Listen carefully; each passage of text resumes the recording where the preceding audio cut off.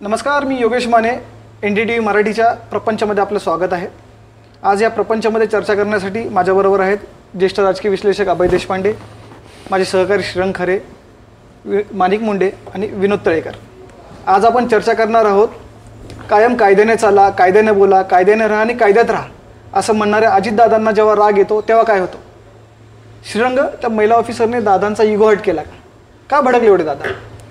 नाही, ते का भडकले हा पुढचा मुद्दा. मात्र एक सरकारी ऑफिसेसमध्ये सौजन्य सप्ताह म्हणून चालवला जातो. त्याच्यामध्ये लोकांशी सौजन्यानं कसं वागावं अधिकारी कर्मचाऱ्यांनी असे धडे दिले जातात किंवा अपेक्षित असतं की लोकांशी सौजन्यानं वागावं. हे फक्त अधिकाऱ्यांपुरतं मर्यादित ठेवू नये. हे आता मंत्र्यांना किंवा राजकारण्यांना सुद्धा लागू करावं. कारण अशा पद्धतीनं जर भाषा वापरली जात असेल, पिक्चरमध्ये आपण ऐकतो की मैंने जो बोला वो करना होगा, इसको रोक दो उसको रोक दो असं पॉलिटिशियन दाखवतात. त्या चित्रपटामध्ये खलनायकी स्वरूपाचे ते असतात प्रामुख्यानं. म्हणजे मी म्हणेल तेच खरं. तशीच काहीतरी भूमिका किंवा प्रतिमा अजित पवारांची या सगळ्या प्रकरणामुळे झालेली आहे. आणि त्यांना अडचणीत आणलंय ते त्यांच्या कार्यकर्त्यांमुळे, ज्यांनी त्यांना फोन लावून दिला, ज्यांच्या विरोधात गुन्हे दाखल केले. पण अजित पवारांची काय अडचणीत येण्याची पहिलीच वेळ नव्हे. अजित पवार हे त्याच्या स्वतःच्या त्यांच्या वक्तव्यामुळे अनेकदा अडचणीत आलेले आहेत. मला वाटतं त्यांचं ते गाजलेलं वक्तव्य धरणासंदर्भातलं हे. आणि त्याच्यानंतर कसं आहे, अजित पवारांचा एक चांगला गुण मात्र नक्की आहे त्यात, की अशा प्रकारच्या विवादात अडकल्यानंतर अजित पवार उगाच त्याचं काहीतरी वायफळ समर्थन करत बसत नाही किंवा त्याला काहीतरी कारणं देत बसत नाहीत. ते सरळ एक तर माफी मागून मोकळे होतात किंवा ते एक टोन डाऊन करून टाकतात. आजही तसंच दिसलं ना. त्यांनी लगेचच हे जरी ते प्रत्यक्षपणे कबूल केलं नसलं तरी त्यात एक असा सूर होता की जे वागणं होतं ते निश्चित थोडंसं चुकीचं होतं आणि मला तिथली परिस्थिती माहिती नव्हती, माझा ग्रह काहीतरी वेगळा होता आणि काहीतरी भलतंच घडलं असा त्यांचा बोलण्याचा आजचा एकूण सूर होता. म्हणजे अजित पवार ज्या वेळेला एखादं वक्तव्य बेधडकपणे करून जातात त्यानंतर अजित पवार ते वक्तव्य सावरण्याचा उगाच वायफळ प्रयत्न करत नाहीत. हा एक त्यांचा वेगळा प्लस पॉईंट म्हणतात. ते एक प्रायश्चित्त करतात. ते अग्रेसिव्ह तर आहेतच. अनेक वेळा त्यांचं कसं असतं की ते लगेच निर्णय झाले पाहिजे अशी त्यांची भूमिका असते. म्हणजे मंत्रालय किंवा प्रशासन असेल त्यांचं कामकाज म्हणजे अर्ध कामकाज तर बघून सांगतो आणि सांगून बघतो या दोनच्या वाक्यांमध्येच फिरत असतं. तसं त्यांच्याकडे नाही. लगेच न्याय किंवा लगेच तो जो काही निर्णय असेल तो लगेच करून टाकायचा असा त्यांचा स्वभाव आहे. पण हा स्वभाव जो आहे ना तो दुधारी तलवारीसारखा असतो.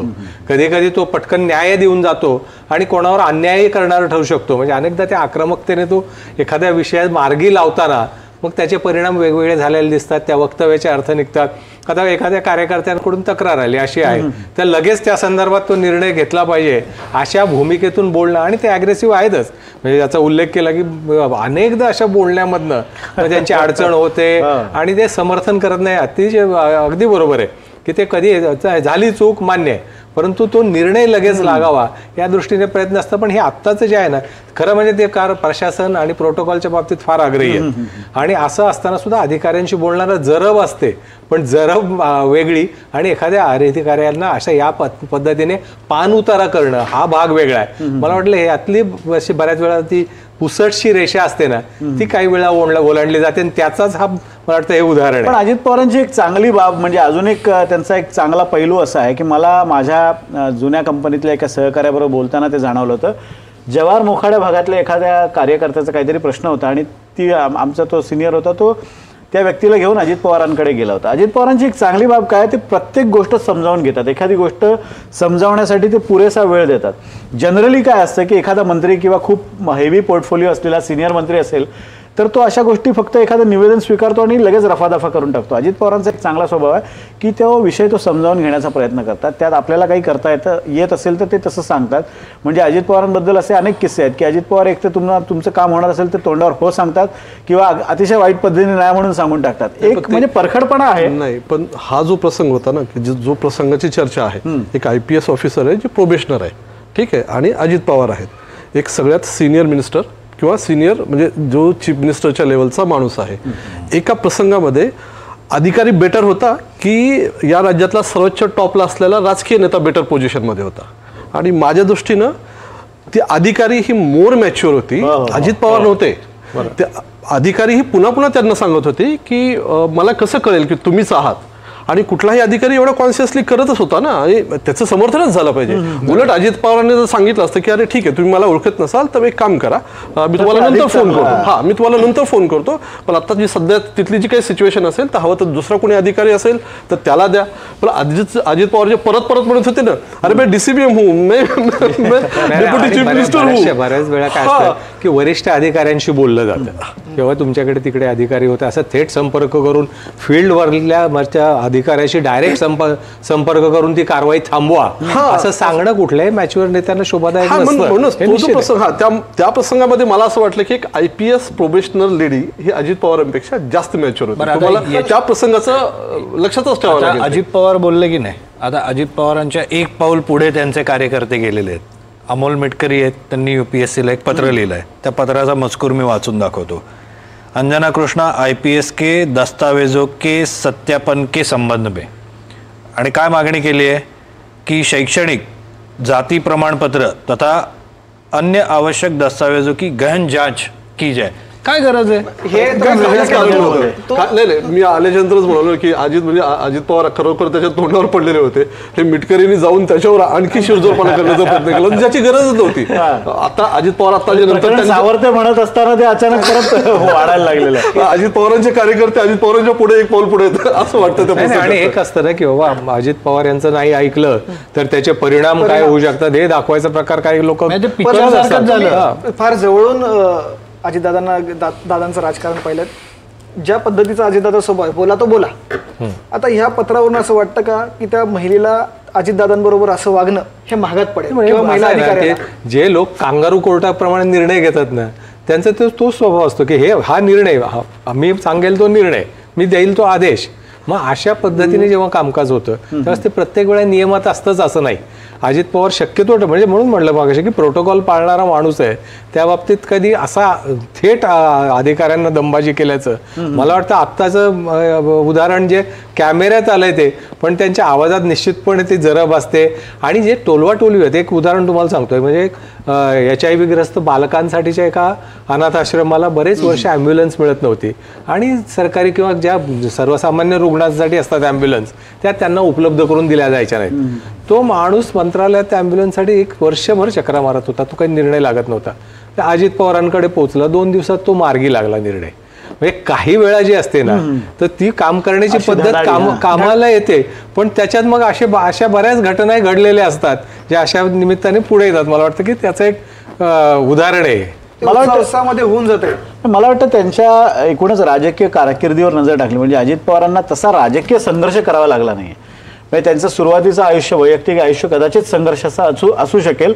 अभय सर त्याबद्दल कदाचित अधिक प्रकाश टाकू शकतील. पण पुढचा जो राजकीय प्रवास होता, म्हणजे पहिल्यांदा खासदार झाल्यापासून तो आतापर्यंतचा अजित पवारांचा प्रवास हा तसा खाचखळग्यान विरहित रस्त्यांवर झालेला आहे आणि एका मोठ्या नेत्याच्या सावलीत झालेला आहे.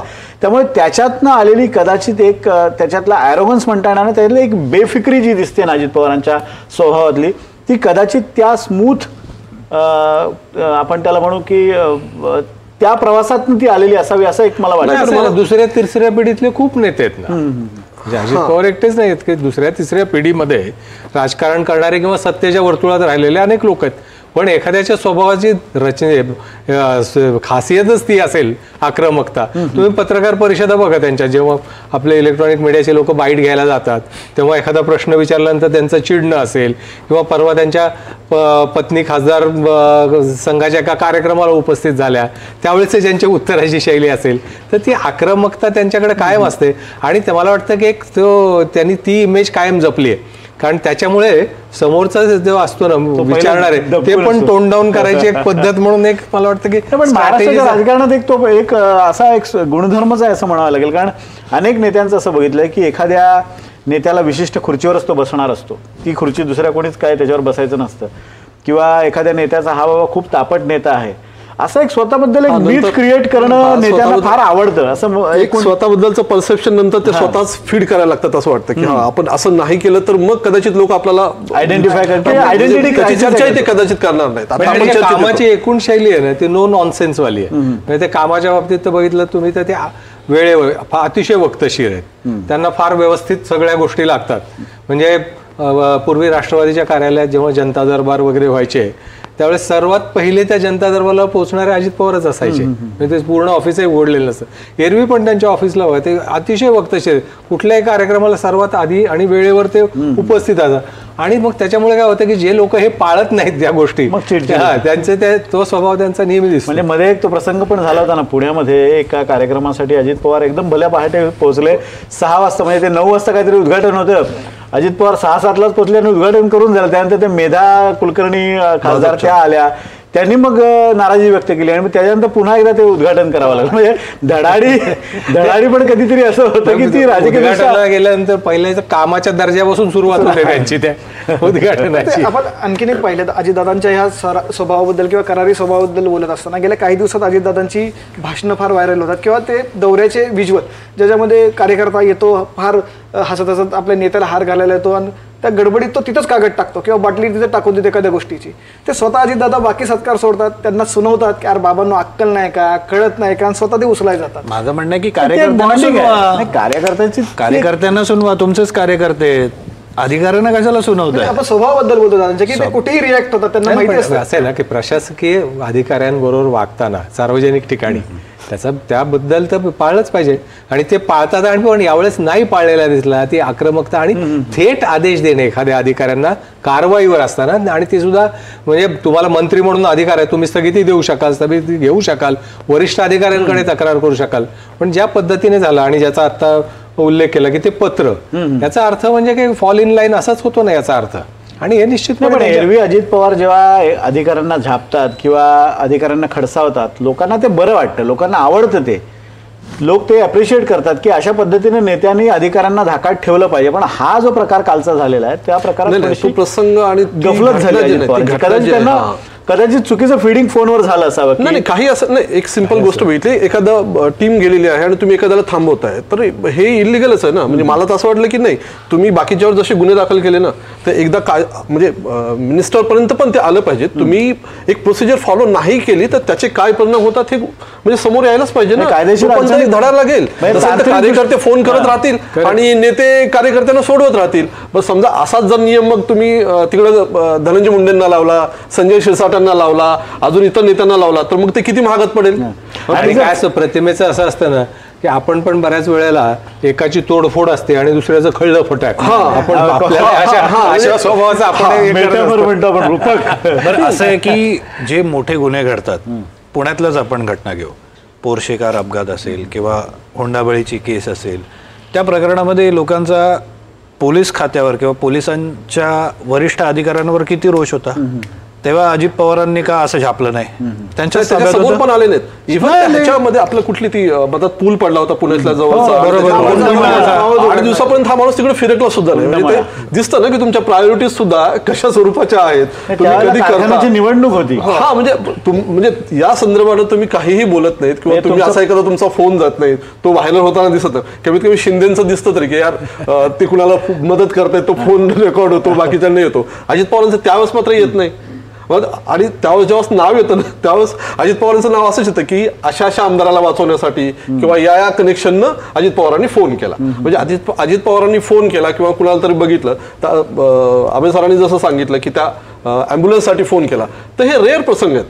लक्षात आलं. अदरवाईज तुम्ही अजित पवारांनी कुणाला तरी फोन केला तर ते कुणाला तरी झापण्यासाठी, कुणाला तरी शिवीगाळ करण्यासाठी किंवा एकेरी बोलण्यासाठी, त्या आयुक्ताला काहीतरी ते मूर्ख बिर्ख म्हणाले.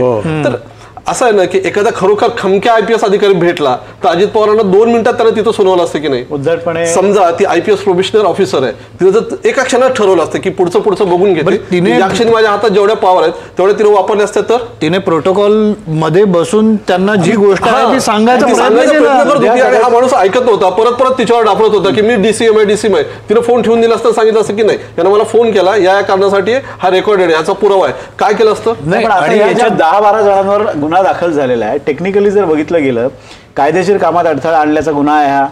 आणि जर अजित पवार या पद्धतीने बोलले असतील तर तोही टेक्निकली त्या गुन्ह्यामध्ये सामील होण्याजोगा ऑफेन्स आहे ना. तुम्ही फोन केलाच ना. जर त्या 10 जणांवर गुन्हा दाखल झाला असेल तर कदाचित अजित पवारांवर गुन्हा दाखल झाला पाहिजे अशी मागणी पुढे येऊ शकते. अंजली दमाने कदाचित त्या दृष्टीने मागणी करू शकतात. बरं, एक आता याच्यातली कॉमन सेन्सची आपण गोष्ट करूया. आज अनेक मोठ्या नेत्यांच्या किंवा कलाकारांच्या सेलिब्रिटींच्या नावाने लोकांना फोन करून फोन केले जातात, त्यांना लुटलं जातं.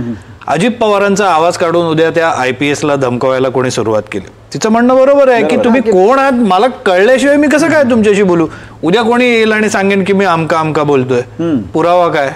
नाही, त्याच्यावरच मी म्हणालो ना की तो जो प्रसंग आहे त्या प्रसंगामध्ये एक लेडी प्रोबेशनर असलेली, म्हणजे ASP लेवलवर आत्ता पहिल्यांदा आलेली, पहिलं पोस्टिंग असलेली लेडी ऑफिसर ही जास्त मॅच्युअर होती आणि खूप अनुभव असलेला, ज्याच्या पाठीमागं भरपूर अधिकाऱ्यांचा अनुभव असलेला राजकीय नेता हा तिथे एकदम इमॅच्युअर वाटत. त्याच्यामुळे बरेच अधिकारी आहेत ना असे जे फोन लावून बोला इकडे बोला तिकडे म्हणून करतात ना, त्यांच्या फोनवर लगेच काही बोलत नाहीत. बरेचसे मंत्री असतात, वरिष्ठ पातळीवरचे अधिकारी असतात की ठीक आहे आम्ही बोलू त्यांच्याशी, तुमची काय तक्रार असेल त्या संदर्भात बोलू, मदतही करतात त्यांना, नाही असं नाही.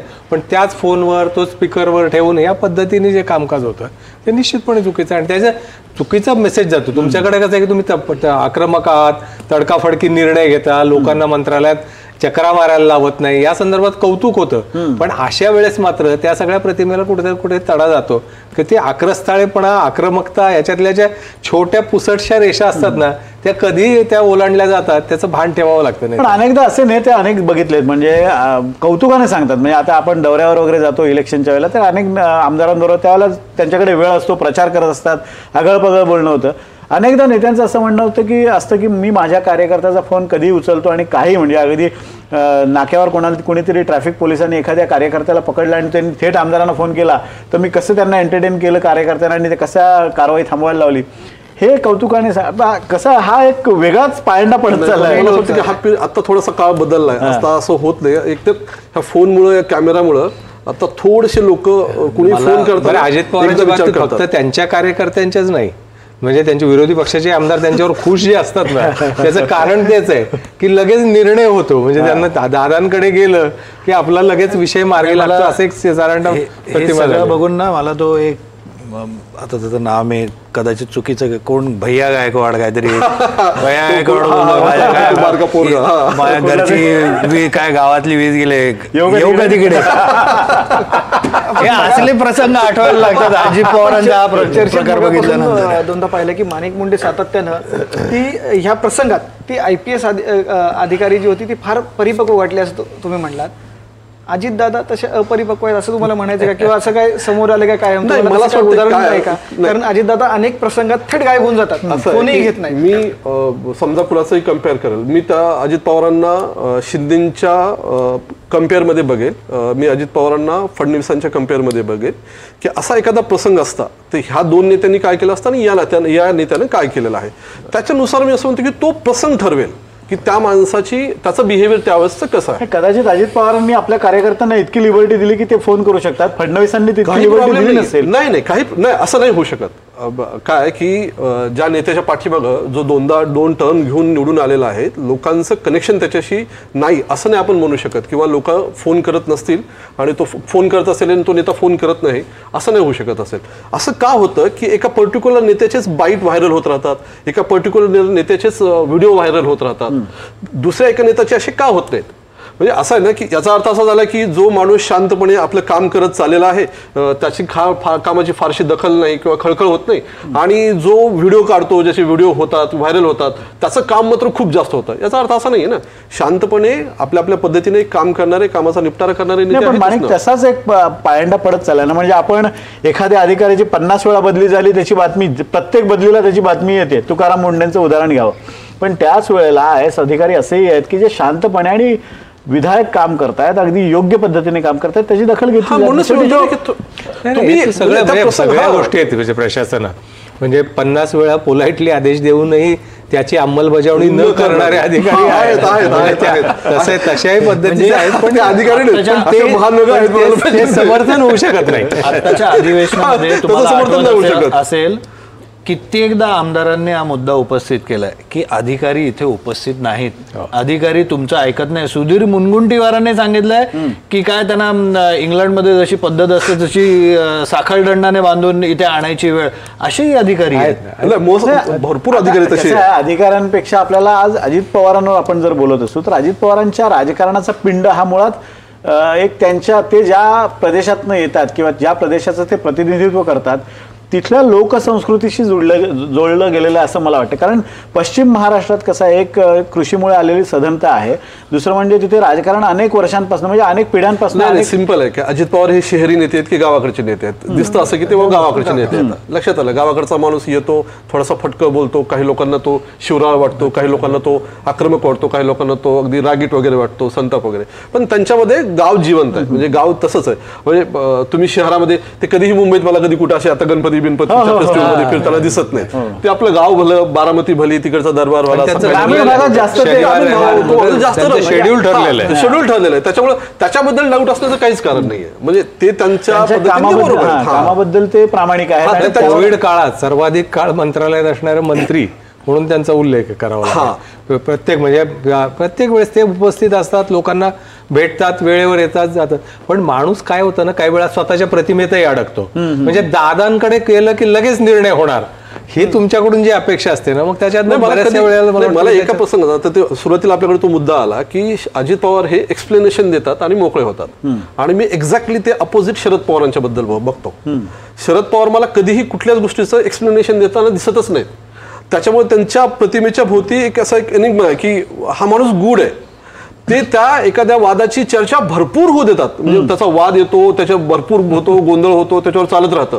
फक्त ज्या गोष्टीचं त्यांना असं वाटतं की आपल्याला ह्याचं फार एक्सप्लेनेशन द्यायचं आहे, तर त्याच्यात ते फार वेळ घेत नाहीत. अजित पवारांचं मात्र उलट दिसतं. काही असो, ते तुम्हाला दीड तासामध्ये त्याचं एक्सप्लेनेशन आलेलं दिसेल. हे मात्र त्यांच्या म्हणजे दोघांचं कम्पेअर बघताना मला असं वाटतं की यार पहिला माणूस आहे जो प्रतिमेच्या ह्याच्यात त्याला व्यवस्थित माहिती आहे की ह्याचा आपण बोललोय, याचा अर्थ आहे, याचा वाद होऊ शकतो, याच्याला आपल्याला एक्सप्लेनेशन द्यायची गरज आहे. पण ते कधीच मला पवार देताना दिसत नाहीत. आणि अजित पवार त्याच्या एक्झॅक्टली उलटे येतात की तुम्हाला एक्सप्लेनेशन देत जायला. त्याच्या प्रसंगामध्ये त्यांनी एक्सप्लेनेशन दिलं आणि नंतर त्यांच्याच आमदाराने पत्र लिहिलं आणि ते नाही, ते मिटकरीचा खरं तर काही संबंध नसताना ते उगाच त्याच्यात पडले. आपल्याला प्रतिमा काय डोक्यात आपल्याला की बाबा राजकारणी म्हणलं की डोक्यात बर्फ तोंडात साखर हेच पाहिजे. आणि मग असं वेगळ्या पद्धतीने काम करणाऱ्या नेत्यांबद्दलचं आकर्षणही तेवढंच असतं. त्यांच्याबद्दलच्या अशा घटना झाल्यानंतर त्याची प्रतिक्रिया पण उमटते लगेच. परंतु ते त्या म्हणजे त्यांचं एक आहे की ते फार कॅरी फॉरवर्ड नाही करत ते. म्हणजे मगाशी जसा उल्लेख झाला, चुकलं झालं, पण यावेळेस हे जे पत्र लिहिणं असेल किंवा हे असेल, त्यांच्या परवानगीने झालंय की नाही माहित नाही आपल्याला, पण हे पहिल्यांदा दिसतंय की ते म्हणजे हे प्रकरण लावून धरताना दिसत आहेत. पण त्यांची म्हणजे या पद्धतीने अधिकाऱ्याशी बोलणं थेट निश्चितपणे बरोबर नाही. अजित पवारांचा कदाचित जो आपण म्हणतोय ना की एक बेधडकपणा अजित पवारांचा आहे ना, तो कदाचित याच्यामुळे आहे की एखादा नेता आपल्या इमेजची काळजी का करत असतो, तर आपल्याला मिळणाऱ्या मतांची काळजी त्याला असते. आपल्याला मतं जी मिळणार आहेत ती कुठल्या आपल्या इमेजवरनं मिळणार आहेत. अजित पवारांना कदाचित ती चिंता नाही आहे, कारण बारामतीतनं ज्या पद्धतीनं ते गेल्या 4 ते 5 टर्म निवडून आलेले आहेत, म्हणजे मताधिक्यानं अनेक वेळा तर ते म्हणजे बऱ्याचदा ते मताधिक्याचा रेकॉर्डच करतात. सर्वाधिक मताधिक्य हे अजित पवारांना असतं. आपल्या बारामतीमध्ये त्यांनी इतकी बांधबंदिस्ती नीट केलेली आहे की आपली मतं इकडची तिकडे होणार नाही याची ते काळजी घेतलेली आहे त्यांनी. आणि कदाचित त्यातनं तो बेफिक्रीपणा आला असावा की माझ्या वक्तव्याच्या माझ्या मतदारांना फारसा फरक पडत नाही आणि माझे मतदार माझ्या कामाबद्दल कन्व्हिन्स आहेत, हा तो कॉन्फिडन्स आहे. राष्ट्रवादी काँग्रेसची म्हणजे फूट पडल्यानंतर अजित पवारांची पहिली भाषणं बघा ना तुम्ही, ज्या पद्धतीने ते शरद पवारांबद्दल बोलले त्या सुरुवातीच्या काळामध्ये, निश्चितपणे ते म्हणजे कोणाला अपेक्षित नव्हतं हे या पद्धतीने बोलणं. नंतर त्यांनी सावरून घेतलं स्वतःला. मला वाटतं की त्याच्यातच त्यांच्या सगळ्या स्वभावाचं वैशिष्ट्य की ते म्हणजे ज्यांचे राजकारणातले ज्यांनी त्यांना म्हणजे बोटाला धरून राजकारणात आणलं त्यांच्याबद्दलची त्यांची वक्तव्य त्या काळातली बघा, त्यांनी सावरून घेतली आणि ते चूक मान्यही करून झाले. तो जो प्रसंग होता पवारांच्या सोबत सगळे आलेले सगळे, तो त्यांनी जेव्हा राजीनामा दिलेला होता त्यावेळेस जे अजित पवार बोलत होते नाही, पण त्यावेळेला म्हणजे आपण बघितलं की जयंत पवारांच्या डोळ्यात अश्रू आले शरद पवारांना, जयंत पाटलांच्या, की जयंत पाटील असं म्हणाले की तुम्ही जाऊ नका साहेब, तुम्ही आम्हाला अध्यक्षपदी हवे आहात, आणि ते भावूक झाले. त्याच वेळेला अजित पवारांचं वागणं बघा, म्हणजे तो स्वभाव त्याही वेळेला अजित पवार काय रे कोण रे तू गप्प बस असं ते त्यांचं त्यांनी नंतर दिलं. त्यांचं म्हणणं की ठरलेलं वेगळं होतं असं त्यांच्या नंतर स्पष्टीकरण हेही सांगितलं की एखाद्या माणसाने किती काळ राजकारणात राहावं, त्यांनी आता निवृत्ती घ्यावी की नाही, पुढच्या पिढीला संधी द्यावी. ते कुणाला तरी ते म्हणत होते तुला काय लागले तू गप्प बस, त्याला ज्या पद्धतीने झापलंय तो प्रतिभा पवार सुद्धा हसत होते ते बघून, अरे हा काय चाललंय हा प्रकार. आता असा तो व्हिडिओ बघायला भेटला ना तर तू हसू येत होते. आज झाला तर झाला विषय, बाहेर आल्यानंतर पण कोणतरी अजित दादा हे घपरे दादा माझा.